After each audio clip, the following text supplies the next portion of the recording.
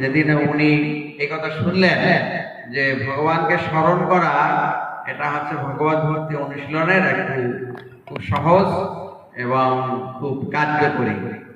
শাস্ত্রে এরকম বলা হয়েছে, শাস্ত্রে একটা নীতি বলা হয় যে কি সর্বদা ভগবানকে স্মরণ করো, কখনো ভগবানকে ভুলো না, তাই না? তাহলে একটা হচ্ছে কি করণীয়, সর্বদা ভগবানকে স্মরণ করো, আর একটা হচ্ছে অকরণীয়, কখনো ভুলো না।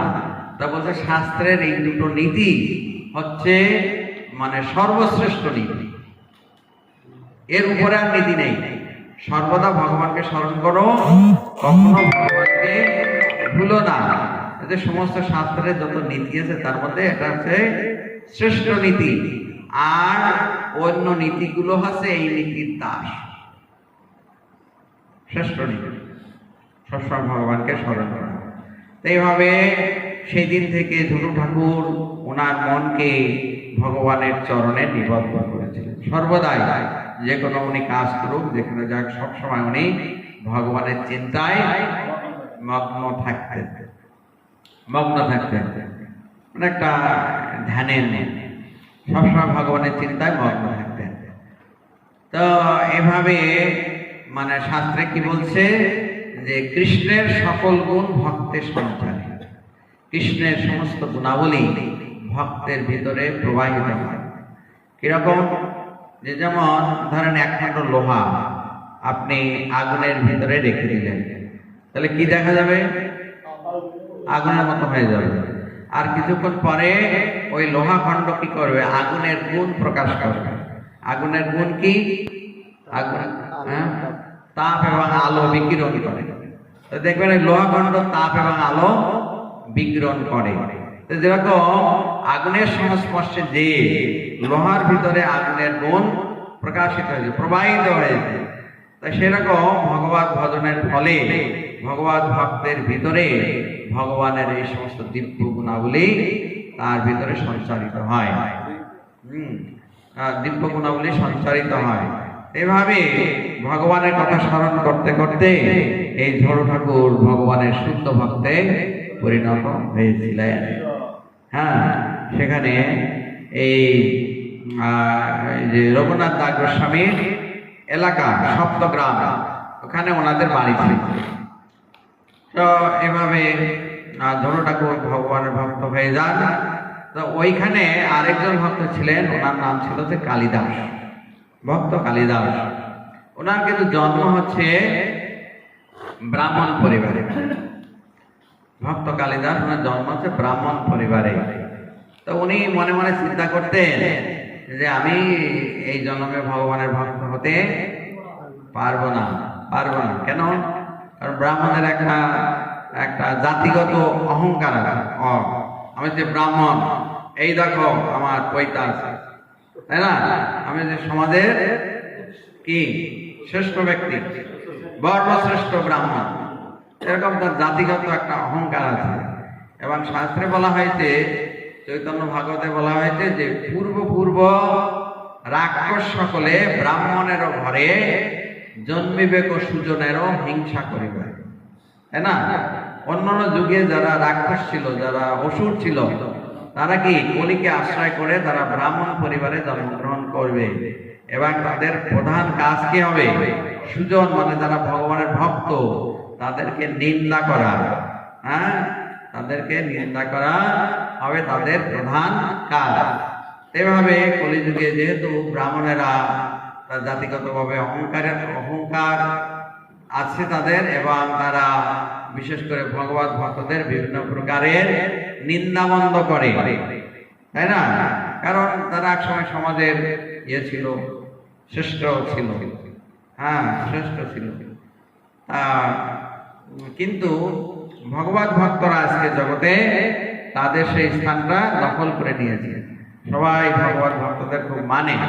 তো ওরা কি হলে ঈর্ষান্বিত যে এরা মানে হঠাৎ করে উড়ে আসে, জুড়ে বসলো, তাই না? আমাদের অবস্থানটা দুর্বল করে দিল। এখন তারা ভগবত ভক্তদের মানে ভালো লাগে না, বিভিন্ন নিন্দামন্দা করে। তাই এই জন্য যেহেতু ব্রাহ্মণদের কলিযুগে ব্রাহ্মণদের অবস্থা এরকম, তা সেই জন্য ভক্ত এই যে কালিদাস উনি মনে করছিলেন যে না, আমি ভক্ত হতে পারবো না। কিন্তু উনি একদিন একটা ভক্ত সমাজে যেয়ে যখন পাঠ শ্রবণ করছিলেন, তখন তিনি এই লাইনটা শুনলেন, ভক্ত পদ ধুলি আর ভক্ত পদ জল, ভক্ত ভূত শেষ এই তিন সাধনের বল। তাই না? তা তিনি এই সবসময় ওইগুলো করতেন, যেখানে যেতেন সেখানে ভক্তদের পদধূলি, তাই না, ভক্তরা তো পদচারণা করে, পদধূলি মাথায় নিতেন। এবার উনি একটা সংকল্প করেছিলেন যে আজ থেকে আমার সেবা আছে কি, আমি ভক্তের উচ্ছিষ্ট গ্রহণ করব। হ্যাঁ, তো উনি যেখানে যেতেন সাথে সঙ্গে ওনার মেন কাজ ছিল উনি সবার উচ্ছিষ্ট গ্রহণ করতেন। তা ওইভাবে ওই অঞ্চলে যত বৈষ্ণব ছিল সবাই উচ্ছিষ্ট উনি গ্রহণ করেছেন। তাহলে কি হবে? উচ্ছিষ্ট গ্রহণ করলে আমি শক্তি পাবো, আর কি হবে, আমার যে জাতিগত অহংকার, হ্যাঁ, নিচে চলে যাবে। তাই দুটো এভাবে উনি এভাবে উচ্ছিষ্ট গ্রহণ করতেন। তা গ্রহণ করতে করতে উনি একদিন চিন্তা করলেন, সবাই উচ্ছিষ্ট গ্রহণ করলাম, কিন্তু ওই যে ঝড়ু ঠাকুর ওনার উচ্ছিষ্ট গ্রহণ করা হয় নাই কেন? ঝড়ু ঠাকুরের এত দৈন্যতা ছিল, তাই উনি কি মনে করতেন, আমি মানুষই মানুষ না। তো উনি কোনো জায়গায় গেলে কি করতেন, উনি একদম প্রসাদের ঝালের প্রসাদ, তারপরে ইয়ে করে এই যে তেজপাতা, তাই না, উনি সবই খেয়ে কিছুই থাকতো না পেতে না। এভাবে একদিন কি করলেন, এই যে মানে যেজন কৃষ্ণ হতে সে বড় চতুর, তো উনি কি করলেন, একদিন পাকা আম নিয়ে গেলেন, 10টি মাস পাকা আম নিয়ে ওনার বাড়িতে গেলেন, ভেট দিলেন, উপহার। হ্যাঁ, ভক্তকে উপহার দিতে হয়। তো উনি সেই পাকা আম নিয়ে গেছেন। ঝৌড়ু ঠাকুর যখন ওনাকে দেখেছে, বাপ রে বাপ, এটা তো হচ্ছে গরিবের বাড়িতে হাতির পাড়া, তাই না, আমি কোথায় আছে একজন সমাজের নিকৃষ্ট মানুষ, আমার মতো এরকম পাপী নাই, আর আমার এত বড় বৈষ্ণব আমার বাড়িতে এসেছে। উনি একেবারে লম্বা হয়ে তাকে প্রণাম করছে।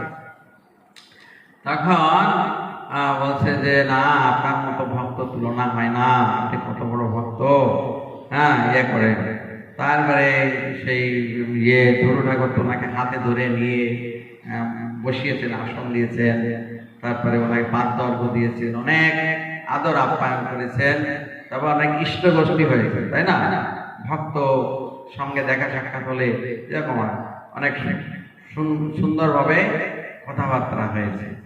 তা কথাবার্তা হলে এক পর্যায়ে ঝুড়ু ঠাকুর বলছে যে প্রভু, আমি তো একজন নিকৃষ্ট পাপিষ্ট ব্যক্তি, আরো আমার নিম্নকুলে জন্ম, আমার বাড়িতে তো আপনি আহার্য গ্রহণ করবেন না, কিন্তু আমার পাশের বাড়িতেই আছে ব্রাহ্মণ বৈষ্ণব আছে, তা আমি সেখানে সিধা দিচ্ছি, মানে চাল ডাল দিচ্ছি, আপনি ওখানে ইয়ে করবেন, প্রসাদ গ্রহণ করবেন, আমি ব্যবস্থা করছি।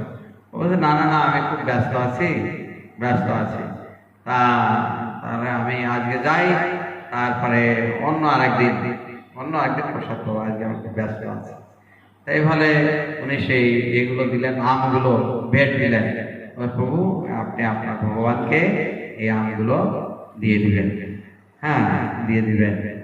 এইভাবে বলে উনি কিন্তু চলে যাচ্ছেন। আর ওনাকে কিছু দূর অনুব্রতে, মানে ভক্ত যখন চলে যায় ওনাকে কিছু দূর এগিয়ে দিয়ে যাওয়ার নিয়ম আছে শাস্ত্রে। হ্যাঁ, অনুব্রতে কিছু দূর নিয়ে গেছে, নিয়ে যাওয়ার পরে উনি চলে গেছে কালিদাস। আর ঝুড়ু ঠাকুর কি করেছে, উনি যেখানে যেখানে পা দিয়েছে কালিদাস, হ্যাঁ, সেই পায়ের ধুলি নিয়ে গায়ে মাথায় সব জায়গায় সেই ধুলিগুলো মাখছে। হ্যাঁ, ভক্তের পদধূলি গায়ে মাখছে। তারপরে উনি বাড়িতে আসছে, সেই আমগুলি ভগবানকে অর্পণ করেছে। উনি ওনার ওয়াইফ কি করেছে, কলার খোলা নিয়ে এসে সেখানে সেই এগুলো আমগুলো খেয়েছে। খাওয়ার পরে উনি ইয়ে করছে, আমের খোসা, আমের আটি ডাস্টবিনে ফেলে দিয়েছে। হ্যাঁ, ডাস্টবিনে ফেলে দিয়েছে। কিন্তু ওর তো আছে, প্ল্যান আছে যে আমি ওনার উচ্ছিষ্ট নেব, কিন্তু উনি তো উচ্ছিষ্ট দেয় না। তা সেই জন্য উনি কি করেছে, ঝোপের আড়ালে লুকিয়ে আছে। হ্যাঁ, সবকিছু দেখছে ওরা কি করে না করে। তবে দেখছে ওনারা এখন প্রসাদ পেয়ে বিশ্রামে গেছে, ভক্ত আর মাতাজি এরকম ইয়েতে গেছে। তখন ওই আস্তে আস্তে ঝোপের আড়াল থেকে বেরিয়ে আসছে, এসে ওখানে যে ডাস্টবিনের যে খোসা আর আমের আঠি, এগুলো এগুলো তো খাওয়া যায় না, এগুলো ফেলে দিয়েছে, ডাস্টবিন থেকে এগুলো তুলে নিয়েছে। তো চৈতন্য চরিতামৃতে বলছে, চাটিতে চাটিতে আমরতা প্রেম বাড়িল প্রচুর, তাই না? আমের আঠি, শুদ্ধ ভক্তের উচ্ছিষ্ট, সে আমের আঠি চাটতে চাটতে ওনার ভিতরে কৃষ্ণ প্রেম প্রকাশ হয়ে গেছে। উনি আনন্দে হরে কৃষ্ণ কৃষ্ণ কৃষ্ণ হরে হরে, হরে রাম রাম রাম হরে হরে। তো এইভাবে উনি কীর্তন করতে আসেন, জোরে জোরে কীর্তন করছেন। আর যার ভিতরে প্রেম প্রকাশ হয় উনি তো পাগলের মতো হয়ে যায়, তাই না? ওনার কি হচ্ছে, মনের ভিতরে খুব আনন্দ প্রকাশিত হচ্ছে, চোখ দিয়ে জল পড়ছে, শরীর কম্পিত হচ্ছে, শরীর দিয়ে ঘাম বেরোচ্ছে। তা এইরকম সেই বিভিন্ন অষ্টসাত্ত্বিক বিকার ওনার ভিতরে দেখা দিয়েছে। এইভাবে শুদ্ধ ভক্তের উচ্ছিষ্ট পেয়ে ভক্ত কালিদাস কিন্তু কৃষ্ণ প্রেম প্রাপ্ত হয়েছে। তারপর কি হলো, তো ওই সময় প্রতি বছর শিবানন্দ সেন, হ্যাঁ ওনার প্রায় প্রতি বছর শিবানন্দ সেনের নেতৃত্বে বাংলার কয়েকশো ভক্ত ওনারা কিন্তু পুরীতে যেতেন। তা ওনাদের সেই রকম মানে খুব ভক্তি ছিল, কারণ যদিও ওনারা বেশিরভাগই ছিলেন গৃহস্থ, কিন্তু তবুও ওনারা ছিলেন কি, গীতার ভিতরে ভগবত ভক্তদের গুণাবলী বর্ণনা করতে গিয়ে বলেছেন, ভক্তদের গুণাবলী একটা আছে কি, অনিকেতন মানে যার ঘর নেই, বাড়ি নেই। হ্যাঁ, তা বাড়ি থাকলেও যার সে গৃহের প্রতি আসক্তি নেই। হ্যাঁ, গৃহের প্রতি আসক্তি নেই, তা সেরকম আছে। তো ওইরকম সে ভক্তরা তারা কি করতেন, 6 মাসের জন্য গৃহত্যাগ করে চলে যেত। 1 মাস লাগতো যেতে, 1 মাস আসতে, আর 4 মাস ওখানে থেকে মহাপ্রভুর সান্নিধ্য লাভ, চাতুর্মাস্য ব্রত পালন, আর হচ্ছে কি, আর রথযাত্রা দর্শন, তারপরে বিভিন্ন ভক্ত সেবা, এরকম ওনারা আলোচনা করতেন। তো কোনো গৃহস্থ যদি 6 মাস যদি বাড়ি ছাড়া হয়, তাহলে তার কি চাকরি, ব্যবসা, তারপরে কি চাষাবাদ সব তো লাঠে উঠে যাবে, তাই না? তবু ওনারা ওটা মাইন্ড করতেন না, ওনাদের এত তীব্র আগ্রহ ছিল, ওনারা কিছু চিন্তাই করতেন না। আমার মানে ওনাদের মনোভাবটা এরকম ছিল যে সংসারের সুখের মুখে তুলে দিয়ে চাই, নগরে মাগিয়া খাবো গাহিয়া নিয়ে, তাই না? তাদের ওনাদের এরকম ছিল। আর ওনারা এরকম ছিলেন, ওনাদের ওয়াইফ, ওনাদের মাতাজিরাও, ওনাদেরও সেই রকম মনোভাব ছিল। মানে যদি ওনার গৃহস্থ ছিলেন, কিন্তু ওনাদের জীবনটা সন্ন্যাসীর মতো ছিল। তো ওনারা বিভিন্ন কিছু এভাবে ওনারা চলে যেতেন, যখন ফিরে আসতেন এসে তাড়াতাড়ি কিছু ব্যবসা বাণিজ্য করে বা চাষাবাদ করে কিছু ফল ফসল টাকা পয়সা জোগাড় করে আবার ওনারা চলে যেতেন, পুরীতে চলে যেতেন। একবার সেই সময় এই কালিদাস, ভক্ত কালিদাস, উনি কিন্তু ওই ভক্তদের সঙ্গে চলে গেছেন, পুরীতে চলে গেছেন। তা পুরীতে যে দেখবেন, যে কখনো যান দেখবেন যে জগন্নাথ মন্দিরে প্রবেশের আগে একটা ব্যবস্থাপনা, কি ব্যবস্থা, পা ধোয়ার ব্যবস্থা। পা ধোয়ার মানে কি, আপনাকে জল ঢালতে হবে না, সেখানে অটোমেটিক জল আর আসতেছে আর চলে যাচ্ছে। আপনি সেখানে দাঁড়ালেই পা ধোয়া হয়ে যাবে। তাহলে এখানে কিন্তু এই ভক্ত কালিদাস, হ্যাঁ, উনি কিন্তু সেখানে অপেক্ষা করে আছে মহাপ্রভু কখন আসবে। তো মহাপ্রভু এসে উনি মন্দিরে ঢুকার আগে ওখানে কিন্তু সেখানে আসছে, ওনার পা ধোয়া হয়ে যাচ্ছে। তো উনি কি করছে, অঞ্জলি পুরে জল পান করছে। হ্যাঁ, 1 বার পান করছে, 2 বার পান করছে, 3 বার পান করছে, সে জল পান করছে।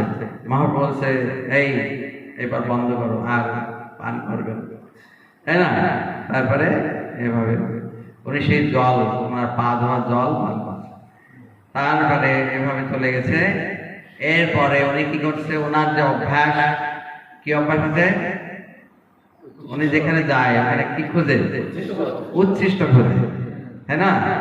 এখন উনি মহাপ্রভুর যে ব্যক্তিগত সেবক গোবিন্দ, না গোবিন্দকে বলেছে, প্রভু মহাপ্রভুর উচ্ছিষ্ট একটু পাওয়া যাবে? বলে না, মহাপ্রভুর আজ্ঞা মানে এই আছে, ওনার অনুমতি ছাড়া কাউকে ওনার উচ্ছিষ্ট দেওয়া যাবে না, যাবে না, যাবে না। তখন মহাপ্রভু দ্বীপ্রহরে যখন সে উচ্ছিষ্ট পেতে মানে উনি প্রসাদ পেতে আসছেন, গোবিন্দ ওনাকে দিয়েছেন। তো গোবিন্দ বলছেন যে প্রভু, এই যে বাংলা থেকে আসছে ভক্ত কালিদাস, উনি কিন্তু আপনার উচ্ছিষ্ট পেতে চায়, আগ্রহী। এখন আপনি কি বলেন? বলতে হ্যাঁ ঠিক আছে, আজকে দ্বীপ্রহরে আমি প্রসাদ পাওয়া যে উচ্ছিষ্ট থাকবে, যে অবশিষ্ট থাকবে, সেটা সম্পূর্ণ তুমি কালিদাসকে দিয়ে দেবে। হৃদয় গৌর প্রেমানন্দে হরি হরি বল। তাই না? তাহলে মহাপ্রভু তো অন্তর্যামী, উনি জানেন যে ভক্ত কালিদাস ইতিমধ্যে ঝলু ঠাকুরের উচ্ছিষ্ট পেয়ে উনি শুদ্ধ ভক্তে পরিণত হয়েছে, উনি কৃষ্ণ প্রেম প্রাপ্ত হয়েছে। এইভাবে তিনি অকাতরে মহাপ্রভুর পদধৌত জল পান করেছিলেন এবং মহাপ্রভুর উচ্ছিষ্ট গ্রহণ করেছিলেন। তাই এভাবে দেখা যায় যে এর যে প্রভাব, অসামান্য প্রভাব আছে এই এর। আর একটা বিষয় আছে কি, যে ভগবদ গীতার দ্বাদশ অধ্যায় ভক্তিযোগ, ভক্তিযোগ, এটা সমস্ত 18টা অধ্যায়।